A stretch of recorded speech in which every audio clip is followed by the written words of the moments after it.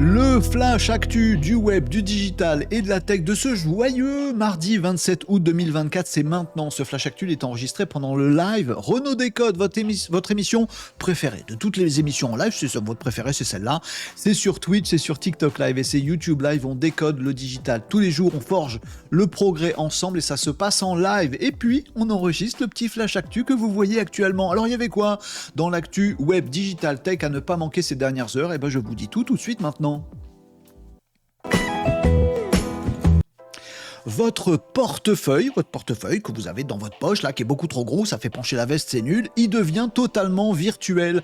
Google Wallet, la petite application qui vous permet d'enregistrer dans votre téléphone portable. Si vous connaissez pas, faut le faire, c'est quand même super pratique. Enfin, vous faites comme vous voulez, voilà. Google Wallet, dans le téléphone portable, on a sa petite application Google Wallet, sécurisée, tout ça, machin. On met sa carte bleue, on enregistre sa carte bleue dedans. Du coup, on peut payer, pas besoin de se trimballer des cartes et tout ça. On a son téléphone, on peut payer où on veut avec le téléphone. Vous connaissez ça. Si vous connaissez pas, bon, faut essayer, faut vous y mettre, faut regarder, c'est quand même la modernité, hein, les amis, c'est quand même bien pratique cette histoire. Et ben Google Wallet, il se dit, tiens, j'ai un nom qui veut dire portefeuille, sauf que dans un portefeuille, on met pas juste sa carte bleue. Ah non, vous l'avez comme moi le portefeuille.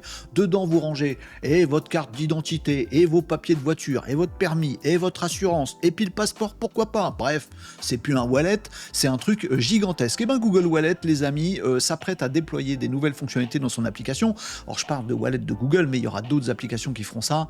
Là, le principe, c'est que celle-là est particulièrement répandue, particulièrement sécurisée. Google, GAFAM, vous pouvez vous dire non, jamais je ne mettrai mes papiers officiels dans les mains d'un GAFAM. Vous faites comme vous voulez, les amis, mais je vous le dis, une fonctionnalité supplémentaire arrive dans Google Wallet, puisque vous allez pouvoir rentrer non pas seulement une carte bleue, un moyen de paiement, carte de débit, etc., mais également tous vos papiers. Bien pratique, hein, contrôle de police, tiens, voilà mon téléphone, tu te débrouilles. Eh dis donc, on tutoie pas monsieur l'agent, pardon, excusez-moi monsieur. Bref, vous pouvez mettre tous vos papiers, votre permis, vos assurances, vos machins, vous avez tout sous la main, avec des petites alertes aussi, des petits champs paramétrables, des alertes qui vont vous dire attention, l'assurance dans 15 jours elle est plus valable, va falloir que tu prennes le renouvellement et que tu m'enregistres les données. Bref, on va avoir vraiment un portefeuille totalement virtuel dans son téléphone. Bonne nouvelle, partage les données aux GAFAM, mauvaise nouvelle, bonne nouvelle, mauvaise nouvelle. C'est vous qui jugez les amis. Dites-moi en commentaire, en tout cas, c'est une chose qui sera peut-être à tester si vous en avez envie, parce que ça peut être bien pratique cette histoire. GPT-4o devient parfaitement flippant. Il devient parfaitement flippant. Vous savez qu'il y a une fonctionnalité qu'on attend tous à bloc sur Renaud Décode, on en parle tout le temps dans cette émission, c'est le mode vocal, le voice mode de GPT-4o, puisque GPT-4o, O comme Omni, c'est un GPT qui va être capable non pas seulement de vous générer du texte parce que vous lui avez donné du texte, comme vous le faites en ligne, parfois un petit peu d'image, mais bon, tout passe par le texte dans GPT-4, mais GPT-4o, c'est censé être Omni, c'est-à-dire qu'il peut vous voir, vous entendre, vous parler directement. Ça ne passe plus par le texte. Il écoute ce que vous racontez et il vous parle directement. Il génère du vocal directement.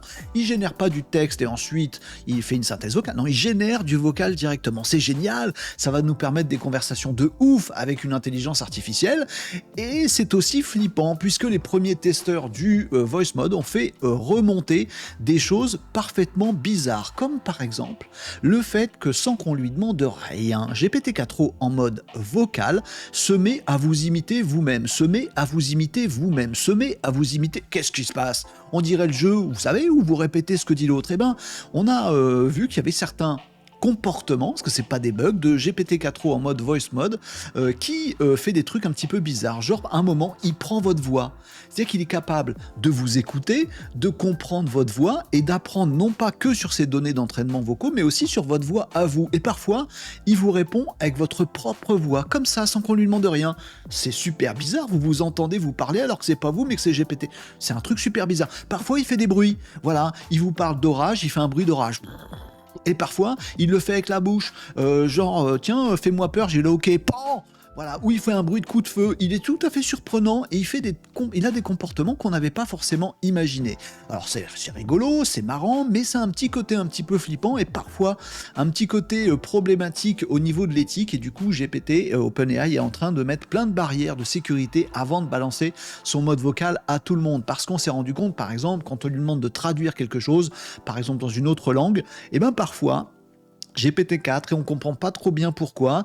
Il traduit ce que vous dites dans une autre langue, mais en prenant votre accent à vous. Vous lui demandez de parler chinois, mais il parle chinois avec un super gros accent français comme vous. Et du coup, ça fait un truc un petit peu, voilà, soit tu parles bien chinois, soit tu parles pas bien chinois. Parfois, il fait l'inverse. Il vous parle français, vous lui avez demandé un truc en, je sais pas, en togolais, mais il vous parle avec un accent togolais, mais en français. Ouais, un truc bizarre. Il fait des trucs un peu chelous. Bon, bah, on va explorer tout ça. Pour l'instant, le voice mode est encore en test parce que OpenAI veut mettre plein de sécurité parce qu'on ne comprend pas tout ce dont est capable l'intelligence artificielle et on peut être surpris par ses comportements. Ça, c'est que pour GPT-4. Imaginez quand on lancera à des IA beaucoup plus puissantes, si on n'est pas capable de surveiller et de prévoir leur comportement, je ne sais pas où ça nous mène. C'est rigolo ou pas, flippant. Écoutez, il y a une petite révolution qui se passe dans le domaine des intelligences artificielles. Vous savez, si vous suivez assidûment Renaud Décode, notre émission en live qui est vachement bien à retrouver sur Twitch, sur YouTube Live, sur TikTok Live à 11h45 tous les jours, vous savez que je milite pour de l'intelligence artificielle local, open source ou pas open source, mais local. Pourquoi ? Parce que je rêve qu'on ait tous notre petit R2D2 ou notre petite intelligence artificielle personnelle dans notre PC, qu'on n'ait pas besoin de discuter avec un truc qui se trouve sur des gros serveurs énergivores d'un GAFAM, mais qui se trouve tout simplement dans notre PC à nous, à qui on puisse donner, partager avec confiance nos données parce qu'elles vont pas se balader sur le web, que ça puisse nous aider nous directement plutôt que d'aider un GAFAM qui nous aide nous et qu'on paye nous et que vous avez compris le truc.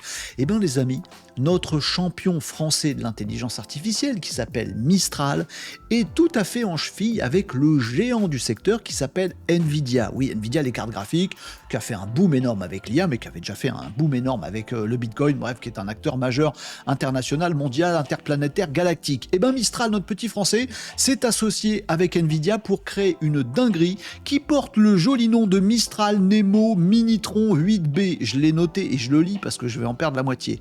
Mistral, c'est le nom de la boîte. Nemo, c'est un modèle particulier chez Mistral. Minitron, c'est ce qui vient de sortir, et 8B, c'est la capacité du modèle. En gros, c'est un tout petit modèle.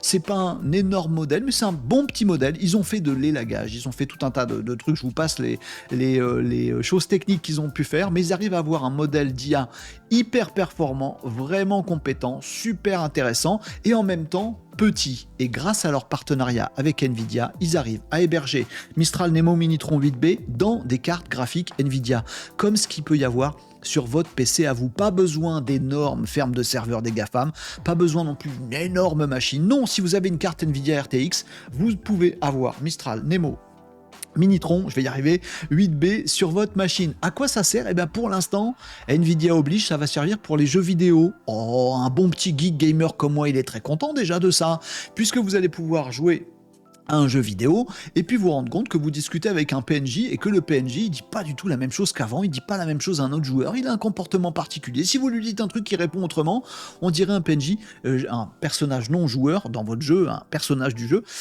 pardon, j'ai oublié le sous-titre, ben il vous parle mais de façon totalement originale et vous trouvez ça fantastique. L'expérience immersive du gaming est absolument géniale. Ça vient d'où ? Ben, ça vient du fait que votre carte graphique Nvidia, en plus de vous montrer toute la graphie jolie de votre jeu vidéo, est en train de faire tourner Mistral Nemo Minitron 8B sur votre PC, pas besoin de connexion, pour faire les dialogues de votre personnage non-joueur que vous avez en face de vous et qui est en train de vous régaler dans votre jeu. Pour l'instant, ça va être dans les jeux, mais on peut imaginer très très simplement d'avoir notre petit R2D2 qui sera ni plus ni moins que notre PC, pouvoir faire des résumés de texte, pouvoir faire l'ensemble de ces dingueries qu'on fait aujourd'hui avec ChatGPT, les faire en local sur votre machine. Pourquoi pas aussi lui partager toutes vos infos personnelles, lui partager vos mails. Après tout, il sera en local, à moins de vous faire chourer votre PC à la maison, et ben vos données elles fuiteront pas dans la nature. C'est une dinguerie, et c'est aussi une dinguerie d'association de Nvidia, le mastodonte mondial, avec notre petit Frenchie Mistral, le petit champion français. Écoutez, on n'arrête pas le progrès, et moi je milite pour ce genre d'IA, donc je suis très très content de cette actu. Vous en pensez quoi ? Bah dites-le en commentaire, dites-le.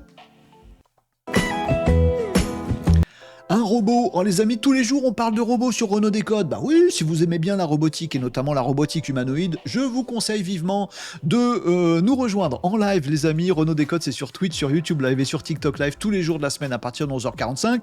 Ce Flash Actu en est un extrait. Et les amis, on va parler aujourd'hui de S1. Oui, ils ont tous des noms à la noix, les robots chinois. Oui, c'est un robot chinois.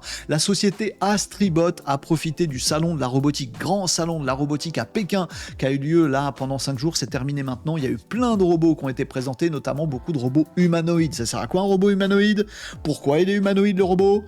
Pour nous remplacer, vous avez compris, même dimension, même caractéristique qu'un humain, comme ça nous remplace à l'usine, au bureau, à la maison et tout. Eh ben, Astribot nous a présenté un robot qui s'appelle le S1. Alors, il n'est pas aussi impressionnant que le Optimus de Tesla, avec ses bras, ses jambes et tout ça, machin, mais par contre, on l'en veut bien comme compagnon à la maison de Astribot S1. Pourquoi? Bah parce qu'il sait faire toutes les tâches de la maison. Tiens, s'il te plaît. Alors, vous voyez, il n'a pas de jambes, il a un petit tapis, il n'a qu'une jambe mobile. Voilà, il a qu'un tronc, en fait, avec des petites roulettes en dessous. Il peut donner à manger au chat. Vas-y, caresse-le, tu vas te faire griffer, tu vas voir. On peut jouer à distance avec le chat aussi. Bon, et si on n'a pas de chat, qu'est-ce qu'on fait? Eh ben, on demande à Astribot S1 de passer la spie pendant qu'on n'est pas là. Ah oui, j'en veux bien. Alors, caressez le chat. Vous me le laissez, je le garde pour moi humain.